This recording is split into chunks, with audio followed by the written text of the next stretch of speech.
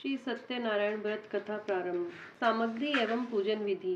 केले के खंभे, पंचपल्लव, कलश, पंचरत्न, चावल, कपूर, धूप, पुष्पों की माला, श्रीफल, ऋतुफल, अंगवस्त्र, नैवेद्य, कलावा, आम के पत्ते, यज्ञोपवीत वस्त्र, गुलाब के फूल, दीप, तुलसी दल, पान, पंचामृत, दूध, दही, शहद और शक्कर से बना, केशर, बंधनवार चौकी। व्रत करने वाला पूर्णिमा व संक्रांति के दिन सायंकाल के समय स्नान आदि से निवृत्त होकर पूजा स्थान में आसन पर बैठकर श्रद्धा पूर्वक श्री गणेश, गौरी, वरुण, विष्णु आदि सभी देवताओं का ध्यान करके पूजन करे और संकल्प करे कि मैं सत्यनारायण स्वामी का पूजन तथा कथा श्रवण सदैव करूंगा। पुष्प हाथ में लेकर सत्यनारायण का ध्यान करे। यज्ञोपवीत पुष्प, धूप, नैवेद्य आदि अर्पित कर स्तुति करे। हे भगवान, मैंने श्रद्धा पूर्वक फल, जल आदि सब सामग्री आपको अर्पण की है, इसे स्वीकार कीजिए। मेरा आपको बार बार नमस्कार है। इसके बाद श्री सत्यनारायण जी की कथा पढ़ें अथवा श्रवण करें। श्री सत्यनारायण भगवान की कथा। प्रथम अध्याय। व्यास जी ने कहा, एक समय नैमिषारण्य तीर्थ में शौनकादिक 88,000 ऋषियों ने पुराण वेता श्री सूत जी से पूछा, हे सूत जी, इस कलयुग में वेद विद्या रहित मनुष्यों को प्रभु भक्ति किस प्रकार मिलेगी तथा उनका उद्धार कैसे होगा। हे मुनि श्रेष्ठ, कोई ऐसा व्रत अथवा तप कहिए जिसके करने से थोड़े ही समय में पुण्य प्राप्त हो तथा मनवांछित फल भी मिले। ऐसी कथा सुनने की हमारी प्रबल इच्छा है। सर्वशास्त्र ज्ञाता श्री सूत जी ने कहा, हे वैष्णवों में पूज्य, आप सबने प्राणियों के हित की बात पूछी है। अब मैं उस श्रेष्ठ व्रत को आप लोगों से कहूँगा जिसे नारद जी ने श्री लक्ष्मी नारायण भगवान से पूछा था और श्री लक्ष्मीपति ने मुनि श्रेष्ठ नारद जी को बताया था। यह कथा ध्यान से सुने। एक समय योगी राज नारद दूसरों के हित की इच्छा से सभी लोकों में घूमते हुए मृत्यु लोक में आ पहुँचे। यहाँ अनेक योनियों में जन्मे प्राय सभी मनुष्यों को अपने कर्मों के अनुसार अनेक दुखों से पीड़ित देखकर उन्होंने विचार किया कि किस यत्न के करने से निश्चय ही प्राणियों के दुखों का नाश हो सकेगा। ऐसा मन में विचार कर श्री नारद विष्णु लोक गए।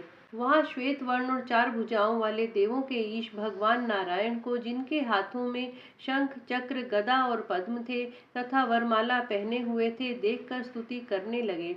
नारद जी ने कहा, हे भगवान, आप अत्यंत शक्ति से संपन्न हैं। मन तथा वाणी भी आपको नहीं पा सकती। आपका आदि, मध्य और अंत भी नहीं है। आप निर्गुण स्वरूप, सृष्टि के कारण भक्तों के दुखों को नष्ट करने वाले हो। आपको मेरा नमस्कार है। नारद जी से इस प्रकार की स्तुति सुनकर विष्णु भगवान बोले, हे मुनि श्रेष्ठ, आपके मन में क्या है? आपका किस काम के लिए यहाँ आगमन हुआ है? निसंकोच कहें। तब नारद मुनि ने कहा, मृत्यु लोक में सब मनुष्य जो अनेक योनियों में पैदा हुए हैं, अपने अपने कर्मों द्वारा अनेक प्रकार के दुखों से दुखी हो रहे हैं। हे नाथ, यदि आप मुझ पर दया रखते हैं तो बताइए कि उन मनुष्यों के सब दुख थोड़े ही प्रयत्न से कैसे दूर हो सकते हैं। श्री विष्णु भगवान ने कहा, हे नारद, मनुष्यों की भलाई के लिए तुमने यह बहुत अच्छा प्रश्न किया है। जिस व्रत के करने से मनुष्य मोह से छूट जाता है, वह व्रत मैं तुमसे कहता हूँ, सुनो। बहुत पुण्य देने वाला, स्वर्ग तथा मृत्यु लोक दोनों में दुर्लभ एक उत्तम व्रत है, जो आज मैं प्रेमवश होकर तुमसे कहता हूँ। श्री सत्यनारायण भगवान का यह व्रत विधि विधान पूर्वक संपन्न करके मनुष्य इस धरती पर सुख भोग कर मरने पर मोक्ष को प्राप्त होता है। श्री विष्णु भगवान के वचन सुनकर नारद मुनि बोले, हे भगवान, उस व्रत का फल क्या है, क्या विधान है? इससे पूर्व किसने यह व्रत किया है और किस दिन यह व्रत करना चाहिए? कृपया मुझे विस्तार से बताएं। श्री विष्णु भगवान ने कहा, हे नारद, दुख शोक आदि को दूर करने वाला यह व्रत सब स्थानों पर विजयी करने वाला है। भक्ति और श्रद्धा के साथ किसी भी दिन मनुष्य श्री सत्यनारायण भगवान की संध्या के समय ब्राह्मणों और बंधुओं के साथ धर्म परायण होकर पूजा करे। भक्ति भाव से नैवेद्य, केले का फल, शहद, घी, शक्कर अथवा गुड़, दूध और गेहूं का आटा सवाया लेवे। गेहूं के अभाव में साठी का चूर्ण भी ले सकते हैं। इन सबको भक्ति भाव से भगवान को अर्पण करे। बंधु बांधुओं सहित ब्राह्मणों को भोज कराए। इसके पश्चात स्वयं भोजन करे। रात्रि में नाम संकीर्तन आदि का आयोजन कर श्री सत्यनारायण भगवान का स्मरण करता हुआ समय व्यतीत करे।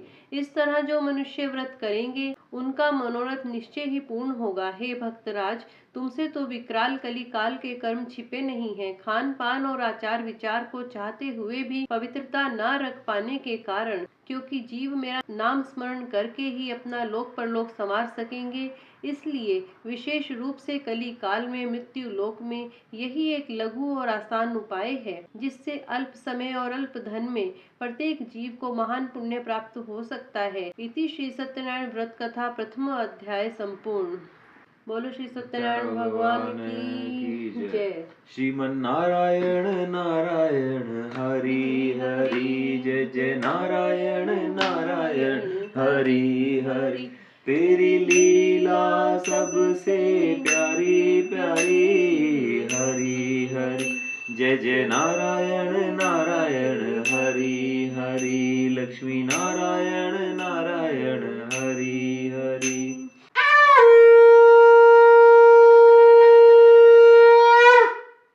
द्वितीय अध्याय।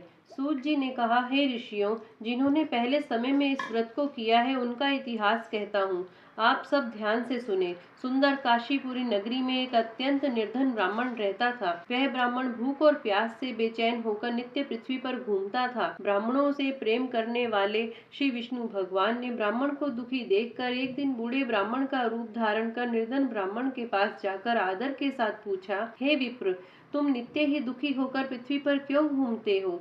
हे श्रेष्ठ ब्राह्मण, यह सब मुझको कहो, मैं सुनना चाहता हूँ। दरिद्र ब्राह्मण ने कहा, मैं निर्धन ब्राह्मण हूँ, भिक्षा के लिए पृथ्वी पर फिरता हूँ। हे भगवान, यदि आप इससे छुटकारा पाने का कोई उपाय जानते हो तो कृपया कर मुझे बताएं, मैं आपकी शरण में हूँ। वृद्ध ब्राह्मण का रूप धारण किए हुए श्री विष्णु भगवान ने कहा, हे ब्राह्मण, श्री सत्यनारायण भगवान मन वांछित फल देने वाले हैं, इसलिए तुम उनका पूजन करो, जिसके करने से मनुष्य सब दुखों से मुक्त हो जाता है। इसी के साथ दरिद्र ब्राह्मण को व्रत का सारा विधान बतलाकर बूढ़े ब्राह्मण का रूप धारण करने वाले श्री सत्यनारायण भगवान अंतर ध्यान हो गए। जिस व्रत को वृद्ध ब्राह्मण ने बतलाया है, मैं उसको अवश्य करूंगा, यह निश्चय कर वह दरिद्र ब्राह्मण घर चला गया। परंतु उस रात्रि उस दरिद्र ब्राह्मण को नींद नहीं आई। अगले दिन वह जल्दी उठा और श्री सत्यनारायण भगवान का व्रत करने का निश्चय कर भिक्षा मांगने के लिए चल दिया। उस दिन उसको भिक्षा में बहुत धन मिला, जिससे उसने पूजा का सब सामान खरीदा और घर आकर अपने बंधु बांधवों के साथ भगवान श्री सत्यनारायण का व्रत किया। इसके करने से वह दरिद्र ब्राह्मण बहुत दुखों से छूटकर अनेक प्रकार की संपत्तियों से युक्त हो गया। उस समय से वह विप्र हर मास व्रत करने लगा। सत्यनारायण भगवान के व्रत को जो शास्त्र विधि के अनुसार श्रद्धा पूर्वक करेगा, वह सब पापों से छूटकर मोक्ष को प्राप्त होगा। आगे जो मनुष्य पृथ्वी पर श्री सत्यनारायण भगवान का व्रत करेगा, वह सब दुखों से छूट जाएगा। इस तरह नारद जी से सत्यनारायण भगवान का कहा हुआ ये व्रत मैंने तुमसे कहा। हे विप्रो, अब आप और क्या सुनना चाहते हैं, मुझे बताएं।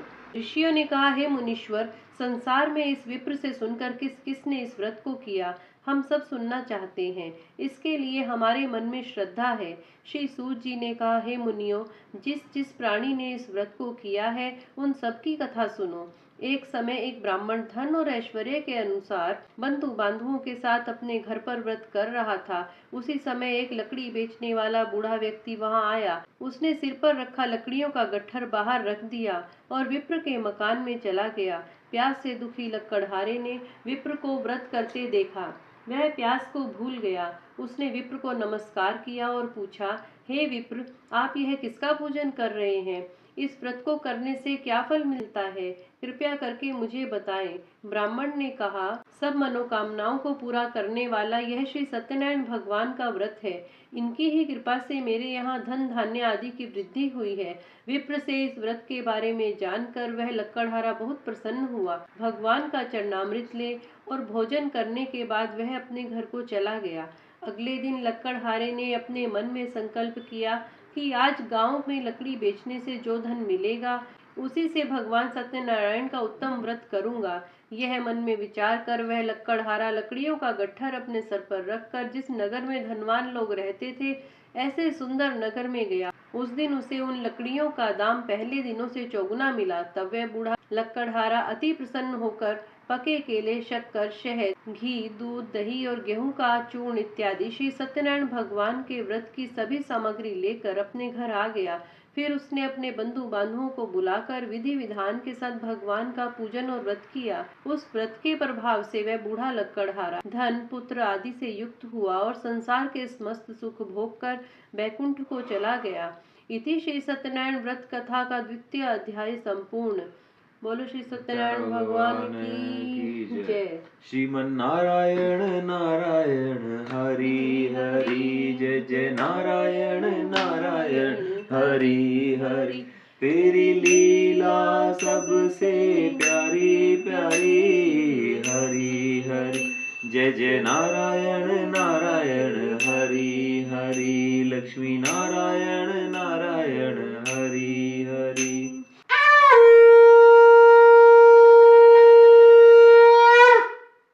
तृतीय अध्याय। श्री सूत जी ने कहा, हे श्रेष्ठ मुनियों, अब आगे की एक कथा कहता हूँ। पूर्व काल में उल्कामुख नाम का एक महान बुद्धिमान राजा था। वह सत्य वक्ता और जितेंद्रिय था। प्रतिदिन देव स्थानों पर जाता तथा गरीबों को धन देकर उनके कष्ट दूर करता था। उसकी पत्नी कमल के समान मुख वाली और सती साध्वी थी। भद्रशिला नदी के तट पर उन दोनों ने श्री सत्यनारायण भगवान का व्रत किया। उस समय वहां साधु नामक एक वैश्य आया। उसके पास व्यापार के लिए बहुत सा धन था। वह वैश्य नाव को किनारे पर ठहराकर राजा के पास आया। राजा को व्रत करते हुए देखकर उसने विनय के साथ पूछा, हे राजन, भक्ति युक्त चित्त से यह आप क्या कर रहे हैं? मेरी सुनने की इच्छा है, कृपया आप यह मुझे भी बतलाइए। महाराज उल्कामुख ने कहा, हे साधु वैश्य, मैं अपने बंधु बांधवों के साथ पुत्रादि की प्राप्ति के लिए महाशक्तिमान सत्यनारायण भगवान का व्रत एवं पूजन कर रहा हूँ। राजा के वचन सुनकर साधु नामक वैश्य ने आदर से कहा, हे राजन, मुझे भी इसका सब विधान बताएं। मैं भी आपके कथनानुसार इस व्रत को करूंगा। मेरे भी कोई संतान नहीं है। मुझे विश्वास है इससे निश्चय ही मेरे भी संतान होगी। राजा से सब विधान सुन व्यापार से निवृत्त हो वह वैश्य आनंद के साथ अपने घर आया। वैश्य ने अपनी पत्नी से संतान देने वाले उस व्रत का समाचार सुनाया और प्रण किया कि जब मेरे संतान होगी तब मैं इस व्रत को करूंगा। साधु ने यह वचन अपनी पत्नी लीलावती से भी कहे। एक दिन उसकी पत्नी लीलावती आनंदित और सांसारिक धर्म में प्रवृत्त होकर श्री सत्यनारायण भगवान की कृपा से गर्भवती हो गई। 10वें महीने में उसने एक सुंदर कन्या को जन्म दिया। दिनों दिन वह कन्या इस तरह बढ़ने लगी जैसे शुक्ल पक्ष का चंद्रमा बढ़ता है। कन्या का नाम कलावती रखा गया। तब लीलावती ने मीठे शब्दों में अपने पति को स्मरण दिलाया कि आपने जो भगवान का व्रत करने का संकल्प किया था, अब आप उसे पूरा करिए। साधु वैश्य ने कहा, हे प्रिय, मैं कन्या के विवाह पर इस व्रत को करूंगा। इस प्रकार अपनी पत्नी को आश्वासन दे वह व्यापार करने चला गया। कलावती पितृगृह में वृद्धि को प्राप्त हो गई। लौटने पर साधु ने जब नगर में सखियों के साथ अपनी पुत्री को खेलते देखा तो दूत को बुलाकर कहा कि उसकी पुत्री के लिए कोई सुयोग्य वर देखकर लाए। साधु नामक वैश्य की आज्ञा पाकर दूत कंचन नगर पहुंचा और खोज कर और देखभाल कर वैश्य की लड़की के लिए एक सुयोग्य वणिक पुत्र ले आया। उस सुयोग्य लड़के को देखकर साधु नामक वैश्य ने अपने बंधु बांधवों सहित प्रसन्न चित्त होकर अपनी पुत्री का विवाह उसके साथ कर दिया। दुर्भाग्य से वह विवाह के समय भी सत्यनारायण भगवान का व्रत करना भूल गया। इस प्रकार श्री भगवान क्रोधित हो गए। उन्होंने वैश्य को श्राप दिया कि तुम्हें दारुण दुख प्राप्त होगा। अपने कार्य में कुशल साधु नामक वैश्य अपने जमाता सहित नावों को लेकर व्यापार के लिए समुद्र के समीप स्थित रत्नसारपुर नगर में गया। दोनों ससुर जमाई चंद्रकेतु राजा के उस नगर में व्यापार करने लगे। एक दिन भगवान सत्यनारायण की माया से प्रेरित एक चोर राजा का धन चुराकर भागा जा रहा था। राजा के दूतों को अपने पीछे वेग से आता देखकर चोर ने घबराकर राजा के धन को वहीं नाव में चुपचाप रख दिया जहां वे ससुर जमाई ठहरे हुए थे और भाग गया। जब दूतों ने उस साधु वैश्य के पास राजा के धन को रखा देखा तो ससुर जमाता दोनों को बांधकर ले गए और राजा के समीप जाकर बोले, हम ये दो चोर पकड़कर लाए हैं, देखकर आज्ञा दें। तब राजा ने बिना उनकी बात सुने ही उन्हें कारागार में डालने की आज्ञा दे दी। इस प्रकार राजा की आज्ञा से उनको कठिन कारावास में डाल दिया गया तथा उनका धन भी छीन लिया गया। सत्यनारायण भगवान के श्राप के कारण साधु वैश्य की पत्नी लीलावती व पुत्री कलावती भी घर में बहुत दुखी हुई। उनके घर में रखा धन चोर चुरा कर ले गए। शारीरिक व मानसिक पीड़ा तथा भूख प्यास से अति दुखित हो भोजन की चिंता में कलावती कन्या एक ब्राह्मण के घर गई। उसने ब्राह्मण को श्री सत्यनारायण भगवान का व्रत करते देखा। उसने कथा सुनी तथा प्रसाद ग्रहण कर रात को घर आई। माता ने कलावती से पूछा, हे पुत्री, तू अब तक कहाँ रही व तेरे मन में क्या है? कलावती बोली, हे माता, मैंने एक ब्राह्मण के घर श्री सत्यनारायण भगवान का व्रत होते देखा है। कन्या के वचन सुनकर लीलावती ने सत्यनारायण भगवान के पूजन की तैयारी की। उसने परिवार और बंधुओं सहित श्री सत्यनारायण भगवान का पूजन व व्रत किया और वर मांगा कि मेरे पति और दामाद शीघ्र ही लौट आए। साथ ही प्रार्थना की कि हम सबका अपराध क्षमा करो। श्री सत्यनारायण भगवान इस व्रत से संतुष्ट हो गए। उन्होंने राजा चंद्रकेतु को स्वप्न में दर्शन देकर कहा, हे राजन, जिन दोनों वैश्यों को तुमने बंदी बना रखा है वे निर्दोष हैं। उन्हें प्रातः ही छोड़ दो। उनका सब धन जो तुमने ग्रहण किया है लौटा दो, अन्यथा मैं तेरा धन, राज्य, पुत्र आदि सब नष्ट कर दूंगा। राजा से ऐसे वचन कहकर भगवान अंतर ध्यान हो गए। प्रातःकाल राजा चंद्रकेतु ने सभा में सबको अपना स्वप्न सुनाया और सैनिकों को आज्ञा दी कि दोनों वणिक पुत्रों को कैद से मुक्त कर सभा में लाया जाए। दोनों ने आते ही राजा को प्रणाम किया। राजा ने कोमल वचनों में कहा, हे महानुभावों, तुम्हें भाविवश ऐसा कठिन दुख प्राप्त हुआ है। अब तुम्हें कोई भय नहीं है, तुम मुक्त हो। इसके बाद राजा ने उनको नए नए वस्त्र आभूषण पहनवाए तथा उनका जितना धन लिया था उससे दूना लौटाकर आदर से विदा किया। दोनों वैश्य अपने घर को चल दिए। इति श्री सत्यनारायण व्रत कथा का 3 अध्याय संपूर्ण। श्रीमन्नारायण नारायण हरि हरि, जय जय नारायण नारायण हरि हरि। प्रभु के नाम का पारस जो छू ले वो हो जाए सोना, वो जाए सोना। 2 अक्षर का शब्द हरि है लेकिन बड़ा सलोना। तूने संकट टाले भारी भारी, हरि हरि, जय जय नारायण नारायण हरि हरि।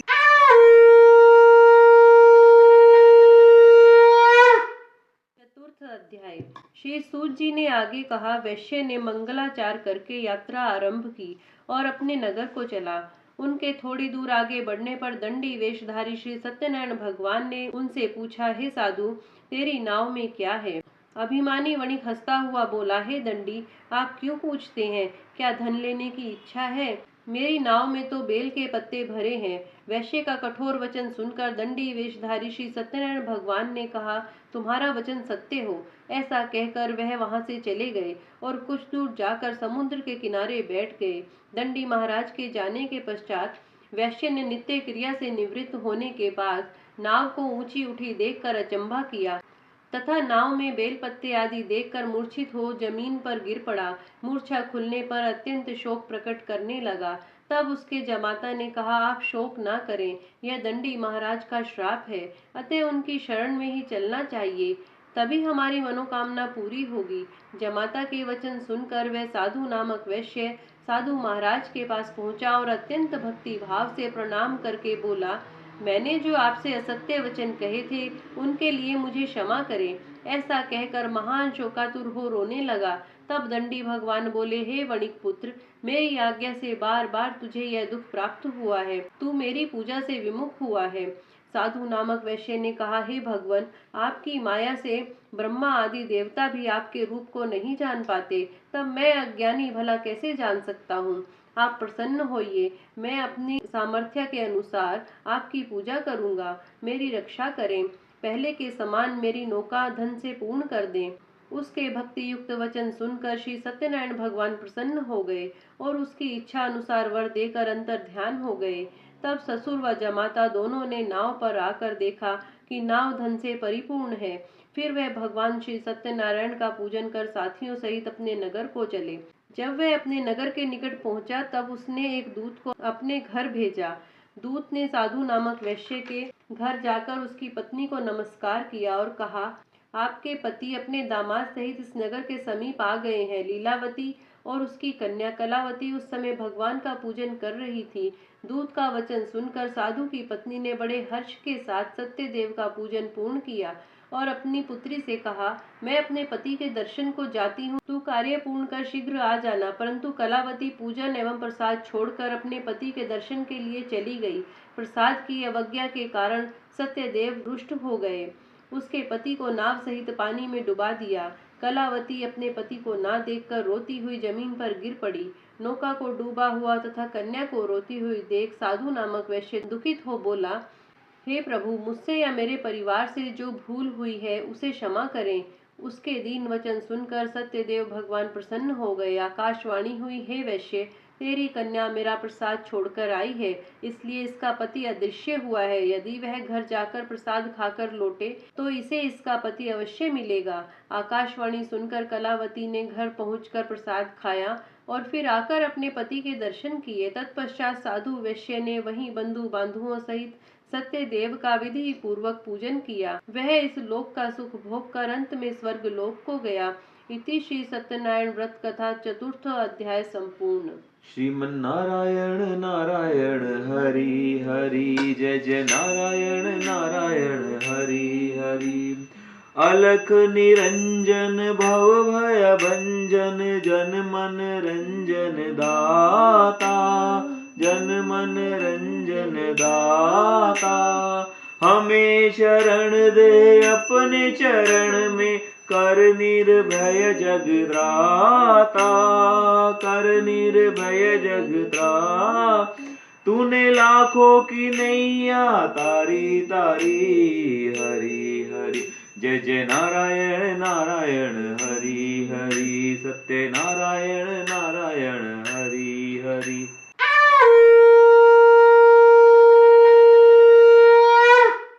पंचम अध्याय। श्री सूत जी ने आगे कहा, हे ऋषियों, मैं एक और भी कथा कहता हूँ, सुनो। प्रजा पालन में लीन तुंगध्वज नाम का एक राजा था। उसने भगवान सत्यदेव का प्रसाद त्याग कर बहुत दुख पाया। एक समय राजा वन में वन्य पशुओं को मारकर बड़ के वृक्ष के नीचे आया। वहां उसने ग्वालों को भक्ति भाव से बंधु बांधुओं सहित श्री सत्यनारायण जी का पूजन करते देखा। परंतु राजा देखकर भी अभिमानवश न तो वहां गया और न ही सत्यदेव भगवान को नमस्कार ही किया। जब ग्वालों ने भगवान का प्रसाद उसके सामने रखा तो वह प्रसाद त्याग कर अपने नगर को चला गया। नगर में पहुंचकर उसने देखा कि सब कुछ नष्ट हो गया है। वह समझ गया कि यह सब भगवान सत्यदेव ने ही किया है। तब वह उसी स्थान पर वापस आया और ग्वालों के समीप गया और विधि पूर्वक पूजन कर प्रसाद खाया। तो सत्यनारायण भगवान की कृपा से सब कुछ पहले जैसा हो गया और दीर्घ काल तक सुख भोग कर मरने पर स्वर्ग लोक को चला गया। जो मनुष्य इस परम दुर्लभ व्रत को करेगा, श्री सत्यनारायण भगवान की कृपा से उसे धन धान्य की प्राप्ति होगी। बंदी बंधन से मुक्त होकर निर्भय हो जाता है। संतानहीन को संतान प्राप्त होती है तथा सब मनोरथ पूर्ण होकर अंत में वह बैकुंठ धाम को जाता है। जिन्होंने पहले इस व्रत को किया, अब उनके दूसरे जन्म की कथा भी सुनिए। शतानंद नामक वृद्ध ब्राह्मण ने यह व्रत किया, जिसने सुदामा के रूप में जन्म लेकर श्री कृष्ण की भक्ति कर मोक्ष प्राप्त किया। उल्कामुख नाम के महाराज इस व्रत के पुण्य से राजा दशरथ बने और श्री रंगनाथ का पूजन कर मृत्यु के बाद बैकुंठ लोक को प्राप्त हुए। साधु नाम के वैश्य ने सत्य प्रतिज्ञ राजा मोरध्वज बनकर अपने पुत्र को आरे से चीरकर मोक्ष प्राप्त किया। वह भी इसी व्रत का फल था। इसी तरह महाराज तुंगध्वज स्वयंभू मनु हुए, जिन्होंने बहुत से लोगों को भगवान की भक्ति में लीन कर मोक्ष प्राप्त किया। लक्कड़हारा भी अगले जन्म में गुह नामक निषाद राजा हुआ, जिसने भगवान राम के चरणों की सेवा कर मोक्ष प्राप्त किया। इति श्री सत्यनारायण व्रत कथा पंचम अध्याय संपूर्ण। श्रीमन्नारायण नारायण हरि हरि, जय जय नारायण नारायण हरि हरि। लक्ष्मी नारायण नारायण हरि हरि, तेरी लीला सबसे प्यारी प्यारी, हरि हरि। जय जय नारायण नारायण हरि हरि, जय जय नारायण नारायण हरि हरि। स्वामी नारायण नारायण हरि हरि, जय जय नारायण नारायण हरि हरि। लक्ष्मी नारायण नारायण हरि हरि, जय जय नारायण नारायण हरि हरि। भज श्रीमन्नारायण नारायण हरि हरि।